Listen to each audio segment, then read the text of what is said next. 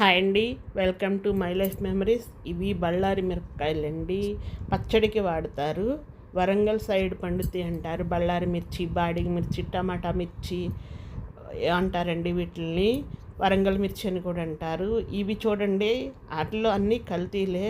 అవి పచ్చగా కాళ్ళు కనిపిస్తున్నాయి చూడండి, అవి ఈ సంవత్సరం పండినవి. ఈ తెల్లగా కాళ్ళు కనిపిస్తున్నాయి చూడండి, ఇవి పోయిన సంవత్సరం పండినవి. పోయిన సంవత్సరం పండినవి ఈ సంవత్సరం పండినవి కలిపి మనకి షాపుడు అంటగట్టేశాడండి. మనం ఏం చేయలేము. మనం ఎందుకంటే కళ్ళాల దగ్గర వెళ్ళలేము కదండి.